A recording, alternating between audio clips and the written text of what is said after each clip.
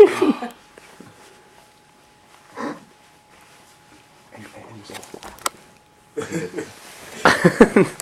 so my name is Jordan Rhodes, and my newsworthy event of this past year is for the West Fertilizer Company explosion in April. And a lot of y'all were in the area or just right here in Waco whenever that happened, so this kind of struck home to a lot of y'all quite literally. So I wanted to take the opportunity to inform you on some of the details of the event and the investigation following it, and also the reconstruction following the event as well. And so just to start off the speech here, I have a clip that was actually taken from a hand camera documenting the event. Let's see if we can get it in full screen.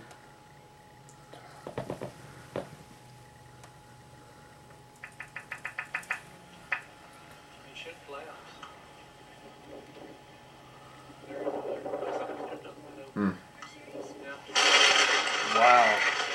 Oh, you okay? You okay? I can't hear. Come here. Get out of here. Please get out of here. Oh my God. Please get out of here. Please get. So as you can see, it's quite tragic and rather, I guess, unsung, for lack of a better word, in the national media. To start off the presentation, just a few things about West Texas in general. A lot of people were like, never heard of West Texas, but for us Wacoans, it's quite familiar. It's a very small town, 18 miles north of Waco. It's that, contrary to popular belief, it's actually not very west in Texas. It's that little tiny dot there on the state map. And it's only 1.6 square miles in total area, which is almost nothing. A population of 2,831, and that was of 2012.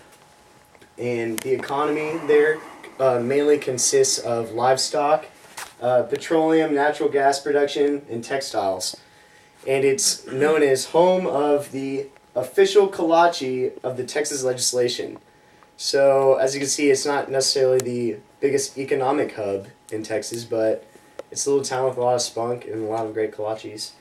And on April 17th, 2013, at approximately 7:50, a fertilizer plant, it started as a fire and it eventually combusted into an explosion that wreaked havoc on, of course, the building itself and the surrounding area. It was an ammonium nitrate explosion, and it confirmed 15 killed, over 160 injured, and over 150 buildings were also damaged or destroyed. And I've got some images here. There's a kind of the sky view. In this area right here, this was an apartment complex, literally right across the street from the fertilizing plant. And I've got, and there's the picture up close of the havoc that was wreaked on the apartment complex. There was also a nursing home nearby and a high school that, luckily, there were no victims from the high school because it was, of course, at nighttime. It would have been a lot more catastrophic had it been during the day. And there was one 95-year-old male that passed away from the nursing home, and the destruction that was there. And this is an image taken from a local news channel that kind of showed where the nursing home was, the middle school, high school, the apartment complex, and it was registered at 2.1 magnitude tremor. That's a scale used for earthquakes. If that kind of puts you in perspective exactly how large this explosion was. And as far as the investigation afterwards on what could cause such an explosion, there are several things that actually have not been confirmed, just a lot of suspicions. It could have been an overheated golf cart battery, is what authorities are saying, or it could have been the plant's 120-volt electrical system that might have sparked and caused a fire. And of course, arson is also a possibility, which is, of course, someone deliberately setting fire to the facility. I didn't know what that meant. I had to look it up.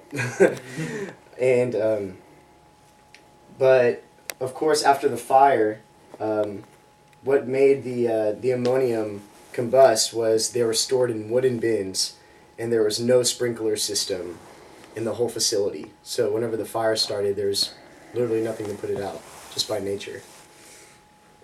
And CF Industries is actually the company that created the chemical that the plant bought, and they're actually under lawsuit that will be under trial this coming year. And although a lot of people are looking towards the golf cart and things like that for the cause of the fire, a lot of people are actually pointing fingers now at CF Industries because they could have had better instructions for the West plant on how to store the chemical, and they could have also used an additive to lessen the explosive's vitality. And so that lawsuit is set for October of this coming year, of October 2014. And so I guess the silver lining to this catastrophic event was just the overwhelming response of the surrounding community to come help West and its residents. And as you can see, relief happened on every single stage of the government. The federal government funded the event through FEMA, and 2 state search and rescue task forces were deployed, and aid from hospitals all around the state. Hillcrest in Waco, Scott and White in Temple, and also hospitals in Dallas and Fort Worth deployed ambulances and doctors to the surrounding area and admitted patients. And our very own Texas A&M sent out 2 teams as well. An incident management team from the Texas A&M Forest Service was there to kind of stop any surrounding environmental fires that had been going on. And also the veterinary emergency team from A&M's vet school was sent for any maybe household pets, some subsequent members of the family that might need help. And as far as reconstruction goes, since 150 building permits have been granted, and around 3.6 million private donations have been made. And so that sums up my presentation, and thank you very much for coming. That was 7 minutes. Got it. Okay. I had a couple anecdotes, to throw in there, and I just had to edit all right on through it.